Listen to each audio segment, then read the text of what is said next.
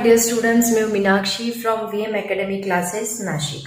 बच्चों, हम देख रहे हैं क्लास 12 का चैप्टर 5 वेक्टर्स और आज है उसका लेक्चर नंबर 16, जिसमें हम देख रहे हैं ऑलरेडी एक्सरसाइज 5.4। उसके ऑलरेडी हमने 16 क्वेश्चन सॉल्व किए थे। क्वेश्चन नंबर 17 एंड 18 थोड़ा अलग था और थोड़ा बड़ा है, इसलिए मैंने उसका अलग वीडियो बनाने का सोचा।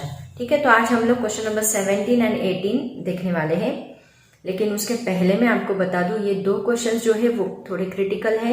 आपको प्रैक्टिस करनी होगी ये क्वेश्चंस की, उसके स्टेप्स याद कर लो और बार बार प्रैक्टिस करो। ठीक है, तो स्टार्ट करते हैं क्वेश्चन नंबर 17। तो बच्चों, क्वेश्चन नंबर 17 देखो क्या है। Prove that two vectors whose direction cosines are given by the relations AL plus BM plus CN is equal to 0 and FMN plus GNL plus HLM is equal to 0 are perpendicular if F divided by A plus G divided by B plus H divided by C is equal to 0। ये हमें prove करना है। देखो, actually इसके steps अगर आप याद कर लोगे तो आपको अच्छे से समझ में आएगा। हमें प्रूव क्या करना है कि दो वेक्टर्स दिए हैं, उनके डायरेक्शन कोसाइंस हमें दिए हैं, are given in the relation by the relation. Direction cosine का रिलेशन दिया है क्या, AL plus BM plus CN is equal to 0, ऐसे रिलेशन में है। And FMN plus GNL plus HLM is equal to 0। और ये परपेंडिकुलर होंगे। परपेंडिकुलर कब होंगे, जब if F divide by A plus G divide by B plus H divide by C is equal to 0। तो ये आपको प्रूफ करना है। ठीक है, तो इसकी स्टेप्स जो है वो थोड़ी अलग है, तो वो समझने के लिए मैं जो बताऊंगी आपको वो स्टेप बाय स्टेप आप लोग याद कर लो और उसकी बहुत ज्यादा प्रैक्टिस करो। तो देखो कैसे सॉल्व करना है, मैं बताती हूँ। तो सबसे पहले देखो जो दिया है, पहले हम लिख लेते हैं गिवन। ओके, गिवन एग्जाम्पल थोड़ा बड़ा है, ध्यान दो। तो सबसे पहला इक्वेशन उन्होंने दिया है relation of direction cosines AL BM plus CN is equal to 0। अब देखो ये इक्वेशन का यूज करके हम m की वैल्यू निकालेंगे एंड वो m की वैल्यू हम लोग जो इक्वेशन सेकेंड इक्वेशन दिया है उसमें पुट करेंगे। तो इसको हम मान लेते हैं इक्वेशन नंबर 1। तो इसे देखो m की वैल्यू क्या निकलेगी, पहले AL एंड CN को उधर शिफ्ट करो तो क्या मिलेगा, BM इज इक्वल टू ये CN, AL उस साइड जाके माइनस AL बनेगा, CN उस साइड जाके माइनस CN बनेगा। ओके, CN, तो इन दोनों का माइनस हम लोग कॉमन निकाल सकते हैं, तो माइनस AL प्लस CN आपको मिलेगा। ठीक है, अब देखो यहाँ पे अगर ये B हमने इधर शिफ्ट किया तो हमें M की वैल्यू मिलती है, that is equal to minus AL plus CN divide by B। Okay, ये M की वैल्यू मिली। अब हमारे पास और एक इक्वेशन उन्होंने दिया है, इक्वेशन कौन सा है देखो, that is FMN plus GNL plus HLM is equal to 0। कुछ भी करके ये इक्वेशन हमें क्वाड्रेटिक इक्वेशन के फॉर्म में लाना है। जैसे कि हम लोग AX² plus BXY plus CY² ऐसा इक्वेशन लाते हैं ना, कुछ भी करके ये इक्वेशन हमें इस फॉर्म में लाना है। तो उसके दो रूट्स हमें मिलेंगे, फिर हम उसको सिंप्लीफाई करेंगे। L1 M1 N1 and L2 M2 N2 ऐसे दो डायरेक्शन रेशियोज हमें मिलेंगे, फिर हम आगे उसको सॉल्व करेंगे। ठीक है, अब देखो यहाँ जहाँ पे M है उस M के अंदर हम लोग ये वैल्यू पुट करने वाले हैं। ऑलरेडी हमने एक ऐसा एग्जाम्पल 5.3 में सॉल्व किया था, उसी तरह इसको करना है। तो ये हमें क्या मिलेगा, F इंटू यहाँ N साइड में ले लो और M की जगह पे ये वैल्यू पुट कर दो। क्या है, that is minus AL plus CN divide by B। Okay, plus GNL as it is रहेगा plus HL in bracket M की जगह पे इसको पुट करो, minus AL plus CN divide by B। Okay, bracket complete is equal to 0। अब देखो यहाँ पे इसको हमें सॉल्व करना है, तो कैसे सॉल्व करेंगे। अब देखो यहाँ पे ये टर्म कॉमन है, यहाँ पे भी एंड यहाँ पे भी, तो इसको हम कॉमन निकाल सकते हैं। तो यहाँ पे ब्रैकेट में क्या बचेगा, अगर मैंने ये टर्म कॉमन निकाली तो यहाँ पे बस बचता है FN प्लस, अगर मैंने ये टर्म कॉमन निकाली तो यहाँ पे बचता है HL, राइट। इन ब्रैकेट यहाँ पे क्या रहेगा, minus AL plus CN divide by B, bracket complete, plus GNL is equal to 0। Okay, अब देखो इसको सॉल्व करना है, कैसे सॉल्व करेंगे? तो पहले हम क्या करेंगे, इसको मल्टीप्लाई कर लेंगे इस ब्रैकेट से। तो क्या आएगा, ये माइनस साइन है, इसको बाहर निकालो। पहले हम fn से मल्टीप्लाई करेंगे। fn से मल्टीप्लाई करने के बाद क्या होगा, fn इंटू al बनेगा, fnan, okay, plus hl, fn से इसको भी मल्टीप्लाई करो, fcn स्क्वायर बनेगा, fcn square, okay. Similarly hl से मल्टीप्लाई करो, क्या आएगा, ahl स्क्वायर बनेगा, ahl स्क्वायर। देन hl से cn को मल्टीप्लाई करो तो क्या बनेगा, HCln, ब्रैकेट कंप्लीट, और ये plus GNL as it is रहेगा is equal to 0। Divide by यहाँ पे b है तो इस टर्म को हम लोग डिवाइड बाय b करेंगे, ओके, डिवाइड बाय b। अब हम लोग क्या कर सकते हैं, ये b को अगर मुझे हटाना है तो यहाँ पे होल टर्म्स को b से मल्टीप्लाई करो। अगर मैंने यहाँ पे भी b से मल्टीप्लाई किया, यहाँ पे भी b से मल्टीप्लाई किया तो यहाँ b आएगा, लेकिन ये b एंड ये b कैंसिल होगा तो ये टर्म नहीं लिखी तो भी चलेगा। होल टर्म को हमने b से मल्टीप्लाई कर दिया तो b यहाँ पे आना चाहिए, दैट इज इक्वल टू 0 आएगा, ठीक है। अब देखो आगे क्या कर सकते हैं इसको। अब यहाँ पे हम क्या करेंगे, देखो यहाँ एल स्क्वायर दिख रहा है एक जगह पे, राइट, एल स्क्वायर दिख रहा है, एन स्क्वायर दिख रहा है। तो ये जो स्क्वायर हमें क्वाड्रेटिक इक्वेशन के फॉर्म में लाना है, तो ये जो स्क्वायर, ये जो दो टर्म्स है स्क्वायर की, उनको साइड में ले लो। और देखो यहाँ पे एन एल है, यहाँ पे एन एल है, यहाँ पे एन एल है, तो ये तीनों टर्म्स को हम लोग एक जगह ले सकते हैं। तो क्वाड्रेटिक इक्वेशन जैसा आएगा, देखो A B square plus sorry A X square plus B X Y plus C Y square, ऐसे इस फॉर्म में आ सकता है ये इक्वेशन। मतलब ये एन स्क्वायर मान लो वाई स्क्वायर आएगा, एल स्क्वायर मान लो एक्स स्क्वायर आएगा, फिर दोनों का मल्टीप्लीकेशन एक्स वाई मतलब एन एल आएगा, एल इंटू एन बन सकता है। तो दोनों में से एल एन कॉमन निकालो और ये टर्म को पहले लिखो। देखो यहाँ माइनस है, अगर मुझे माइनस हटाना है तो होल टर्म को अगर मैंने माइनस से मल्टीप्लाई किया तो ये माइनस भी निकल जाएगा, लेकिन यहाँ पे माइनस आएगा, ठीक है। मतलब माइनस से मल्टीप्लाई कर लिया मैंने होल टर्म को तो ये माइनस बनेगा। अब देखो इसमें से हम लोग एल एन कॉमन निकाल सकते हैं। तो ये जो इक्वेशन है इसके हिसाब से जैसे एक्स स्क्वायर पहले है वैसे हम लोग यहाँ पे एल स्क्वायर की टर्म पहले लिखेंगे। तो क्या मिलेगा, देखो ए एच एल स्क्वायर पहले आएगा, उसके बाद इन तीनों टर्म्स में से एन एल कॉमन निकाल लो। तो देखो ब्रैकेट में क्या आएगा, प्लस यहाँ से एल एन बाहर गया तो यहाँ पे एफ इंटू ए बचेगा, एफ इंटू ए बचेगा। यहाँ से एल एन बाहर गया तो यहाँ पे एच सी बचेगा, एंड यहाँ से एल एन बाहर गया तो यहाँ पे माइनस जी इंटू बी बचेगा। उसके बाद अभी देखो ये एल स्क्वायर है, वैसे अभी एन स्क्वायर की टर्म है वो लिख लो, F C N square is equal to 0। अब देखो ये जो इक्वेशन हमें मिला है, ये इक्वेशन में अगर आप चेक करोगे तो यहाँ पे हमें एल एंड एन ये दोनों भी कभी 0 नहीं मिलेंगे। क्यों नहीं मिलेंगे, देखो हमने एक रिलेशन स्टडी किया था, कोसाइंस रेशो का रिलेशन क्या था कि L square plus M square plus N square is equal to क्या होता है, हमेशा 1 होता है। ये रिलेशन हमने स्टडी किया था। तो इसमें एल एंड एम ये दोनों कभी 0 नहीं मिलेंगे, never equal to 0। L and N बोलती हूं मैं, एल एंड एन कभी भी 0 आपको नहीं मिलेंगे। क्यों नहीं 0 मिलेंगे, क्योंकि अगर ये दोनों हमने यहाँ पे पुट किए तो आपको एम भी क्या मिलता है, 0 मिलता है। और अगर ये 0 मिलेगा, ये 0 मिलेगा, ये 0 मिलेगा, तो ये जो इक्वेशन है ये कभी भी वेरीफाई नहीं होगा। इसका मतलब एल एंड एन कभी भी 0 नहीं हो सकते। तो अभी अगर ये दोनों 0 नहीं है, इसका मतलब L is not equal to 0, M is not equal to 0 and N is also not equal to 0।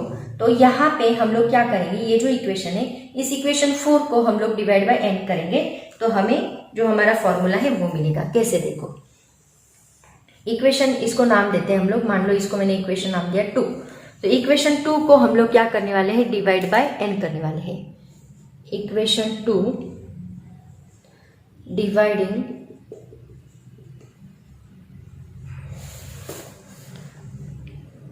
Bye N square, okay, N square से हम लोग इसको डिवाइड करेंगे तो क्या मिलेगा, देखो A H L divide by N bracket square आएगा, क्योंकि एन स्क्वायर है एल स्क्वायर है तो एल स्क्वायर और एन स्क्वायर दोनों को कंबाइन हम लोग स्क्वायर ले सकते हैं, plus F A as it is रहेगा plus H C as it is रहेगा, माइनस जी भी एज इट इज रहेगा।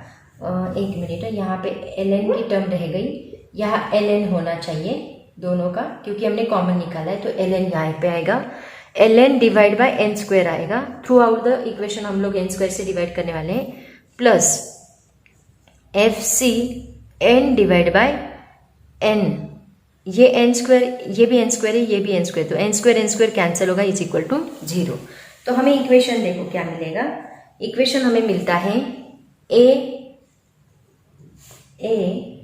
h l divide by n whole square plus, यहाँ पे देखो क्या आएगा, यहाँ का एक n कैंसिल होगा, मतलब F A plus H C minus G H into L divide by n आएगा, plus F C is equal to 0।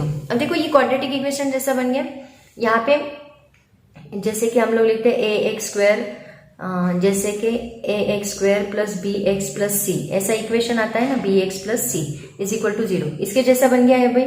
तो अभी इस इक्वेशन में हमें दो रूट्स मिलेंगे, एक x1 मिलता है एंड x2 मिलता है, बट यहाँ x की जगह पे क्या है, l डिवाइड बाय n है, तो इसके दो रूट्स क्या आएंगे फिर। Now l1 divide by n1 and l2 divide by n2 be the roots of this equation, be the roots of this equation. Okay, अब देखो यहाँ पे एक फॉर्मूला हमने यूज किया था 9th-10th में, आप लोगों ने स्टडी किया होगा। वो फॉर्मूला क्या है? वो फॉर्मूला, मान लो मैंने इसको अल्फा नाम दिया और इसको बीटा नाम दिया, तो वो फॉर्मूला क्या था? देखो, alpha plus beta is equal to होता है minus B divide by A, and alpha into beta क्या होता है? C divide by A. तो यहाँ पे बी कौन सा है? ये ए है, ये बी है एंड ये सी टर्म है, ये टोटल, ये ए, ये टोटल बी है एंड ये सी टर्म है। तो ये फॉर्मूलेस हम लोग यहाँ पे यूज कर सकते हैं। Okay, with the roots of this equation. और इसमें ये जो L1, M1 एंड N1, ये जो है इनको कहा जाता है direction cosines of that equation. इसको हम कहेंगे with the roots of this equation, and here L1, M1 and N1 be the L1, M1, N1 and also L2 भी है ना, M2 and N2 be the direction cosines, मतलब DCS हम उसको बोलते हैं, direction cosines of the given vectors, okay. तो अभी देखो, इसको हम लोग इस फॉर्म में लिखेंगे। यहाँ पे अल्फा क्या है? ये, और बीटा ये। तो अल्फा इंटू बीटा मतलब क्या आएगा? L1 divide by N1 into L2 divide by N2 is equal to alpha into beta is equal to C divide by A. C क्या है यहाँ पे? F C divide by A क्या है? A H, तो यहाँ पे लिखेंगे ए एच। ओके, ये हमें इक्वेशन मिला। अब देखो, इसको थोड़ा सा हम लोग मॉडिफाई करते हैं। L1 L2 को मल्टीप्लाई कर दो, L1 into L2 divide by N1 into N2 is equal to हमें मिलेगा ये जो, अभी इसको थोड़ा सा मॉडिफाई हम लोग करते हैं। हम क्या करते हैं? F डिवाइड बाय ए लिखते हैं यहाँ पे, डिवाइड बाय ये जो C है ना, इसको मैं डिवाइड करती हूँ, तो ये H को डिवाइड होगा, H डिवाइड बाय C बनेगा। इसको हमने ऐसे मॉडिफाई किया, ठीक है। अब देखो यहाँ पे क्या हमें करना क्या है एग्जैक्टली, मैं आपको बताती हूँ। हमें ये इक्वेशन लाना है, F divide by A plus G divide by B plus H divide by C is equal to 0। इस फॉर्म में हमें इक्वेशन लाना है। तो अभी हम क्या करेंगे? ये जो F डिवाइड बाय ए है, मैं उसको इधर शिफ्ट करती हूँ, एंड ये N1 N2 को मैं इधर शिफ्ट करती हूँ, तो मुझे मिलेगा L1 L2 divide by F divide by A is equal to N1 N2 divide by H divide by C, ठीक है। अब देखो, सिमिलरली अभी ये मैंने प्रूफ किया, L1 L2 divide by F divide by A आ गया। सिमिलरली N1 N2 डिवाइड, ये कैसे आया? H डिवाइड बाय C आ गया। बीच की टर्म बाकी है, बीच की टर्म किसके लिए होगी? M1 इंटू M2 के लिए। सिमिलरली हम लोग फिर यहाँ पे प्रूफ करेंगे। Similarly we can prove that M1 M2 divide by G divide by B आएगा। अब इसको इतना प्रूफ करते नहीं बैठते, ये डायरेक्टली हम लोग लिखते हैं यहाँ पे, दैट इज इक्वल टू हम लिख सकते हैं L1 L2 divide by F divide by A। जैसे ये आया है वैसे ये भी आ सकता है, ठीक है। तो ये तीनों इक्वेशन हमें मिल गए। तो ये तीनों के ऊपर से, ये तीनों रेशियोज के ऊपर से हम लोग क्या लिख सकते हैं? देखो, hence we can write that L1 L2 divide by F divide by A is equal to M1 M2 divide by G divide by B is equal to N1 N2 divide by h divide by c। ऐसे हम लोग इसको लिख सकते हैं इसके ऊपर से।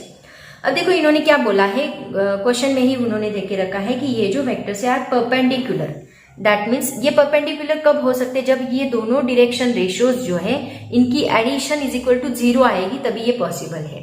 तो given vectors are perpendicular, given vectors are perpendicular if ये कब पॉसिबल है, L1 L2 plus M1 M2 plus N1 N2 is equal to 0 आएगा। ठीक है, अब देखो यहाँ पे L1 L2 is equal to, इसको हम लोग एक K कंसिडर कर लेते हैं, कांस्टेंट K कंसिडर कर लेते हैं। ये जो रेशियोज है इनको हम लोग कांस्टेंट K कंसिडर कर लेते हैं। तो इसके ऊपर से देखो L1 L2 क्या बनेगा, ये F डिवाइड बाय A, अगर मैंने इधर शिफ्ट किया तो K into F divide by A बनेगा। तो इसकी जगह पे मैं लिख सकती हूँ K into F divide by A। Similarly M1 M2 की जगह पे मैं लिख सकती हूँ K into G divide by B। Similarly N1 N2 की जगह पे मैं लिख सकती हूँ K into H divide by C is equal to 0। अब ये K सबका कॉमन है, तो ये बाहर निकाला और उसको उस साइड शिफ्ट किया तो वो क्या बनेगा, 0 बनेगा। इसका मतलब, या फिर through out the equation K से डिवाइड कर लो, यहाँ K से डिवाइड किया, यहाँ K से डिवाइड किया, यहाँ K से डिवाइड किया, तो ये सब K निकल जाएगा और यहाँ डिवाइड बाय K किया तो वो 0 ही आएगा। इसका मतलब हमें क्या मिला, F divide by A plus G divide by B plus H divide by C is equal to 0। अब यहाँ K रहने दो और ये सेपरेट टर्म लिखो, F divide by A plus G divide by B plus H divide by C is equal to 0। यही हमें prove करना था। मतलब ये वेक्टर्स परपेंडिकुलर कब होंगे, जब ये कंडीशन वो सेटिस्फाई करेंगे, तभी वो वेक्टर्स क्या रहेंगे, परपेंडिकुलर रहेंगे। ऐसे हम लोग इसको सॉल्व करेंगे। आया समझ में? देखो प्रूफ क्या था मैं बताती हूँ। सबसे पहले उन्होंने दो इक्वेशंस दिए थे, ये इक्वेशन है, ये इक्वेशन। इसमें एलिमेंट क्या है आपके, डायरेक्शन कोसाइन से, और वो परपेंडिकुलर कब होंगे, जब ये कंडीशन सेटिस्फाई होगी। ऐसे उन्होंने प्रूफ करने के लिए बोला है। तो हमने क्या किया, इक्वेशन कंसीडर किया, उसके ऊपर से मैंने m निकाला, वो m मैंने सेकेंड इक्वेशन में पुट किया। सेकेंड इक्वेशन में पुट करने के बाद उसकी जो कॉमन टर्म्स थी उनको बाहर निकाल लिया और उसको सॉल्व किया। ये दो ब्रैकेट्स को फिर पहले मल्टीप्लाई किया, फिर उसको हमने L square and m square के फॉर्म में लाके रखा। फिर हमें पता है एलिमेंट स्क्वायर ये इज इक्वल टू 1 है, तो ये कभी भी 0 नहीं हो सकते। इसीलिए हमने क्या किया, n से डिवाइड, क्योंकि हमें n से डिवाइड करना था, इसीलिए ये कंडीशन लिखना जरूरी था। डिवाइड बाय 0 होगा तो वो अनडिफाइंड टर्म होगी, तो उसको डिवाइड नहीं कर सकते। तो पहले हमने प्रूफ किया कि n 0 नहीं है, उसके बाद n को हमने यहाँ पे पुट किया। n को पुट करने के बाद डिवाइड किया, इसका मतलब L divide by n whole bracket square बनेगा, L डिवाइड बाय n बनेगा और यहाँ FC बचेगा। तो ये क्वाड्रेटिक इक्वेशन बन गया। इसके दो रूट्स हमें मिले, L1 divide by n1, L2 divide by n2। इसमें L1 M1 N1 क्या है, डायरेक्शन कोसाइन से जो वेक्टर्स दिए हैं, इसलिए ये दो रूट्स है। तो alpha into beta is equal to C divide by A, ये टर्म हमने यूज की। यहाँ अल्फा कौन है उसकी वैल्यू पुट कर दी और फिर हमने उसको लिखा L1 डिवाइड बाय L2, इसको थोड़ा मॉडिफाई करके लिखा, तो हमें ये दो टर्म्स मिली। उसी के ऊपर से हमने ये दो टर्म्स लिखी। फिर हमने यहाँ पे इसको इक्वल टू K मान लिया। तो गिवन वेक्टर्स परपेंडिकुलर तभी हो सकते हैं जब इनकी एडिशन 0 आएगी। उसमें जो हमने वैल्यू निकाली थी वो वैल्यू पुट की और उससे हमें इज इक्वल टू 0 ये कंडीशन मिली। ओके, तो ये था हमारा क्वेश्चन नंबर 17। ऐसे ही हम लोग क्या सॉल्व करेंगे, क्वेश्चन नंबर 18 सॉल्व करेंगे। देखो थोड़ा सा अलग है, यहाँ पे आपको थोड़ा रटना पड़ेगा, मस्ट है। अगर ये क्वेश्चन पूछा जाए 4 मार्क्स के लिए पूछा जा सकता है। ओके, तो अभी देखते हैं क्वेश्चन नंबर 18 क्या है। तो बच्चों क्वेश्चन नंबर 18 देखो क्या है। If A 1 2 3 and B 4 5 6 are 2 points, then find the foot of the perpendicular from the point B to the line joining the origin and point A। मतलब देखो उन्होंने क्या बोला है कि A and B are 2 points, दो points दिए A and B, then find the foot of the perpendicular from point B to the line joining the origin and point A। मतलब एक लाइन है, A पॉइंट दिया है, एक B point दिया है, ठीक है, और ये लाइन हमने ओरिजिन से ड्रॉ की जो कि फुट है। यहाँ OA हमने नाम दिया जो कि फुट है, ये B पॉइंट है, ठीक है, और B पॉइंट से हमने परपेंडिकुलर यहाँ पे ज्वाइन किया ऐसे। तो ये जो फुट है इसको मान लो हमने नाम दिया M। तो ये फुट जो है मतलब M है जो है, उसके कोऑर्डिनेट्स हमें निकालने हैं, ठीक है, M के कोऑर्डिनेट्स हमें निकालने हैं। तो उन्होंने ऑलरेडी A के कोऑर्डिनेट्स देके रखे हैं 1 2 3, B के कोऑर्डिनेट्स देके रखे हैं 4 5 6 ओके।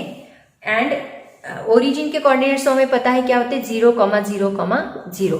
तो ये कोऑर्डिनेट्स हमें पता है, इसका यूज करके आपको m के कोऑर्डिनेट्स निकालने हैं। तो देखो कैसे निकालेंगे, कुछ तो भी मान लेते हैं। मान लो इस m को हमने डिवाइड किया λs/1 के रेशियो से। तो आपको पता है ना, यहाँ पे फॉर्मूला यूज होता है λs/1 के रेशियो है।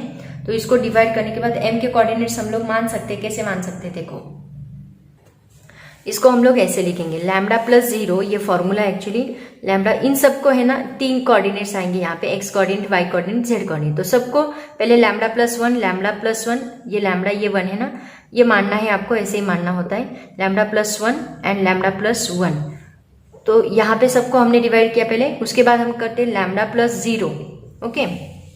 उसके बाद मतलब ये लैम्डा यहाँ 1 है, एक्चुअली यहाँ 1 λ+0 ऐसे लिखते हैं। उसके बाद 2 λ+0, 2 λ+0, उसके बाद 3 λ+0, 3 λ+0। तो ये कोऑर्डिनेट्स आएंगे यहाँ पे। तो आपको क्या करना है, आपको बस लैम्डा की वैल्यू फाइंड करनी है। वो लैम्डा की वैल्यू फाइंड करके यहाँ पे पुट कर दो, और जो वैल्यू पुट करने के बाद जो हमें वैल्यूज मिलेगी वही क्या रहेगी, m के कोऑर्डिनेट्स हैं। कैसे किया समझ में आया?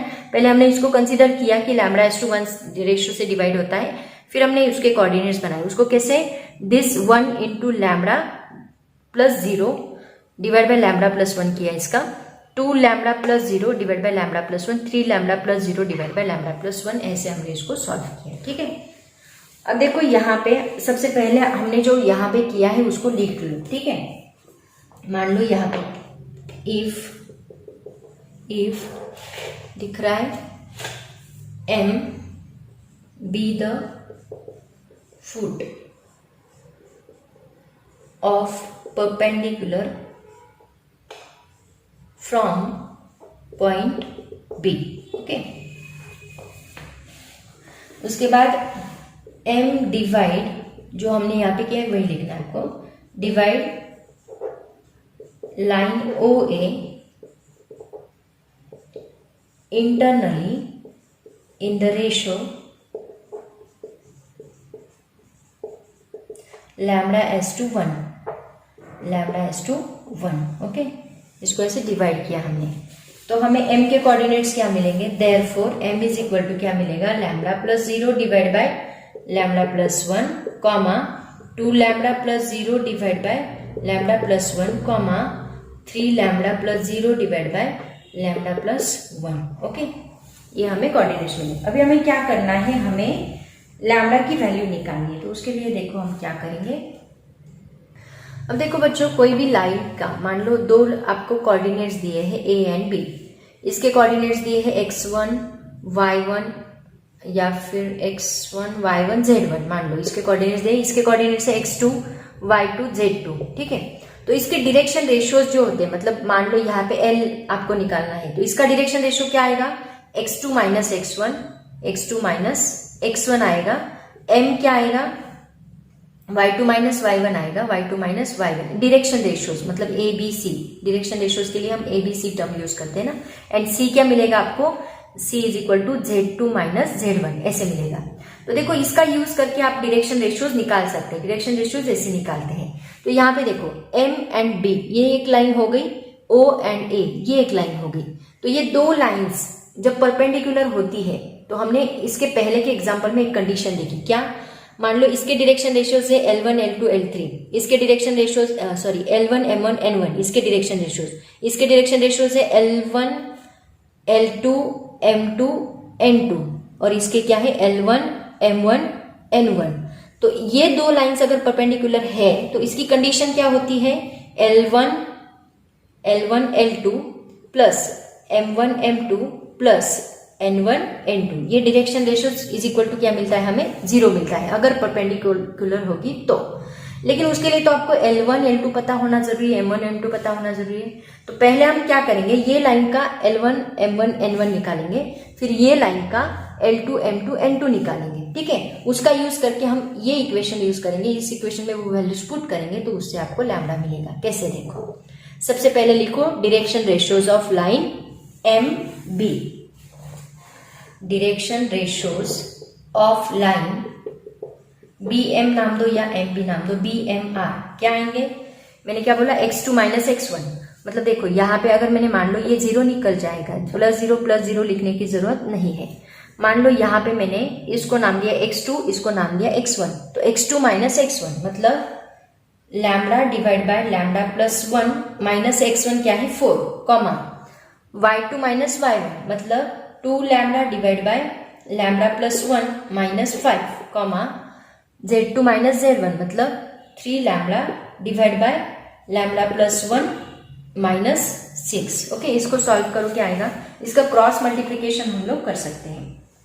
तो ये क्या बनेगा, देखो 4 लैम्बडा प्लस 4 मतलब इसका क्रॉस मल्टीप्लीकेशन हमें करना है, तो क्या आएगा लैम्बडा माइनस 4 लैम्बडा प्लस 4 से मल्टीप्लाई किया तो ये आंसर मिलेगा, डिवाइड बाय क्या लैम्बडा प्लस 1। सिमिलरली इसको क्रॉस मल्टीप्लाई करो तो क्या बनेगा 2 लैम्बडा माइनस 5 लैम्बडा प्लस 5 से मैंने डायरेक्टली मल्टीप्लाई किया, 5 lambda 5 1 5 divide by lambda plus 1। Similarly इसको भी मल्टीप्लाई करो क्या बनेगा 3 lambda minus 6 lambda plus 1 divide by lambda plus 1। अब ये माइनस से मल्टीप्लाई कर दो तो क्या बनेगा माइनस, ये भी माइनस आएगा, सिमिलरली ये माइनस ये भी माइनस आएगा, दोनों को माइनस से मल्टीप्लाई किया माइनस ये भी माइनस आएगा। अब इसको सॉल्व करो क्या मिलता है, lambda minus 4 lambda minus 3 lambda मिलेगा, माइनस 4 यहाँ पे एज इट इज रहेगा, okay, divide by lambda plus 1 as it is. Similarly 2 lambda minus 5 lambda minus 3 lambda minus 5 divide by lambda plus 1 as it is. Similarly यहाँ पे भी minus 3 lambda minus 1 divide by lambda plus 1 as it is. तो मान लो ये L1 है, ये L1 है, ये M1 है, ये N1 है, ठीक है, पहला डायरेक्शन रेशियो इस लाइन का आपको मिल गया। सिमिलरली अभी इस लाइन के लिए निकालेंगे, ये इसका x2 y2 z2 है, x1 y1 z1 है, उसी का यूज करके हम लोग इसको निकालेंगे। तो क्या मिलेगा देखो, now direction ratios of line, कौन सी line OA, line OA are क्या आएंगे 1 माइनस 0 1 ही आएगा 1, 2 माइनस 0 2 आएगा 2 एंड 3 माइनस 0 3 आएगा तो 3, 1 2 3 ये डायरेक्शन रेशियोज मिले। अब ये दो लाइंस अगर परपेंडिकुलर है, इसको मैं पहले रफ करती हूँ, अगर ये दो लाइंस परपेंडिकुलर है तो हमने कौन सी कंडीशन यहाँ पे यूज की थी, L1 into L2 plus M1 into M2 plus N1 into N2 is equal to 0। पहले हम इसको रफ करते हैं, यहाँ पे लिखते हैं। नाउ एक minute, if these two lines are perpendicular, then इन दोनों का मल्टीप्लीकेशन, मतलब मैंने इसको L1 M1 N1 नाम दिया तो ये L2 M2 N2 रहेगा, दोनों को मल्टीप्लाई करो L1 इंटू L2 मतलब L1 L2 plus M1 M2 plus N1 N2 is equal to 0। तो ये क्या है L1, तो ये क्या आएगा minus 3 lambda minus 4 divide by lambda plus 1, okay, into L2 क्या है यहाँ पे 1 प्लस M1 क्या है minus 3 lambda minus 5 divide by lambda plus 1 into L2 क्या है 2 प्लस ये क्या है minus 3 lambda minus 1 divide by lambda plus 1 into N2 क्या है 3। ओके, अब देखो यहाँ पे ये minus 3 lambda minus 4 as it is रहेगा क्योंकि इंटू 1 है, divide by lambda plus 1 as it is रहेगा, इसको 2 से मल्टीप्लाई करो क्या बनेगा, प्लस यहाँ पे आएगा minus 6 lambda minus 5 2 10 divide by lambda plus 1 plus यहाँ पे 3 3 9 lambda minus 9 lambda minus 3 divide by lambda plus 1 is equal to 0। अब हमें लैम्बडा की वैल्यू निकालनी है। अब देखो हम लोग क्या कर सकते हैं, यहाँ पे देखो सबका बेस सेम है तो इसकी डायरेक्टली हम लोग एडिशन सब्ट्रैक्शन कर सकते हैं। Minus 3 lambda minus 4 minus 6 lambda minus 10 minus 9 lambda minus 3 divide by lambda plus 1 is equal to 0। Okay, अब देखो ये माइनस 3 लैम्बडा माइनस 6 कितना होगा minus 9 minus 9 minus 9 minus 18 lambda बनेगा, माइनस 18 लैम्बडा, ये कितना होगा minus 4 minus 10 minus 14 plus minus 3 मतलब माइनस 17 ओके, एंड ये लैम्बडा प्लस 1 उस साइड जाके 0 होगा, दैट इज इक्वल टू 0। एक मिनट,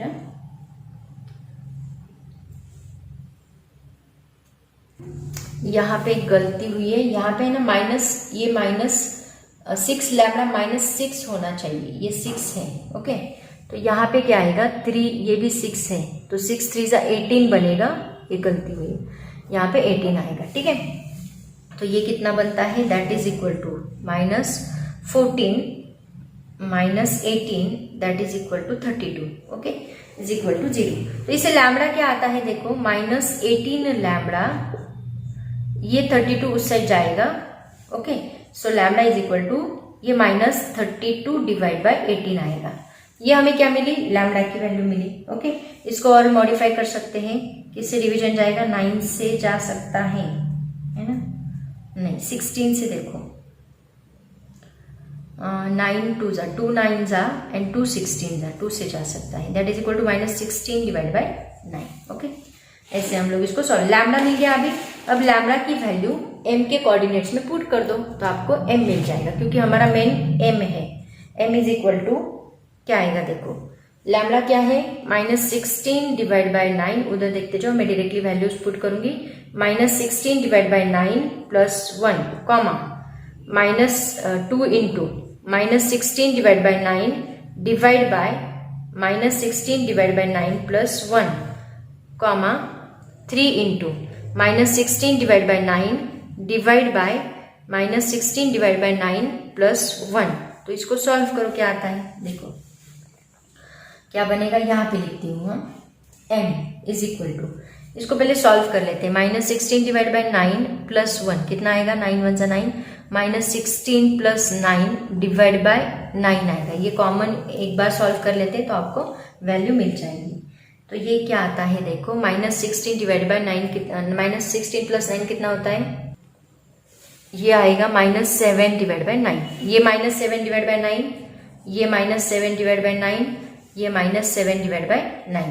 तो यहाँ पे देखो -16 divide by 9 divide by -7 divide by 9, तो ये 9 9 कैंसिल होता है और हमें क्या मिलता है, that is equal to m is equal to, ये पहली टर्म क्या मिलेगी, 16 डिवाइड बाय 7। ओके, दूसरी टर्म देखो क्या मिलती है, ये 16 2 = 32, मतलब -32 divide by 9 divide by -7 divide by 9, तो ये 9 9 कैंसिल होगा और दूसरी टर्म मिलेगी 32 बाय 7।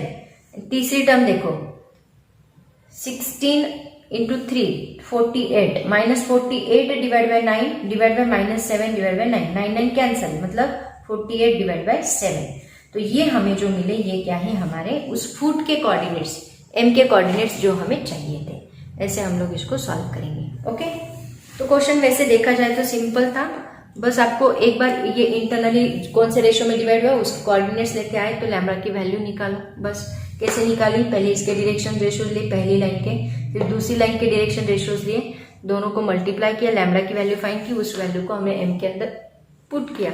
ऐसे हम लोग इसको सॉल्व करेंगे। ठीक है, तो बच्चों ये था हमारा क्वेश्चन नंबर 18। 2 ही क्वेश्चंस थे, देखो होप सो आपको ये दोनों क्वेश्चन समझ में आए गए। इसकी प्रैक्टिस जरूर करनी होगी आपको, तभी आपको समझ में आएगा और याद भी रहेगा। क्वेश्चन 4 मार्क्स के लिए पूछे जा सकते हैं। तो आज हम यहीं पे रुकते हैं। आज हमारा ये एक्सरसाइज खत्म हुआ, अभी लास्ट एक्सरसाइज बचा है, वो 1-2 लेक्चर्स में खत्म होगा, उसके बाद ये चैप्टर ओवर। सबसे बड़ा चैप्टर यही था आपके मैथ्स 1 का। ठीक है, तो बच्चों आज हम यहीं पे रुकते हैं। पढ़ाई करते रहो। All the very best. Thank you so much and bye bye.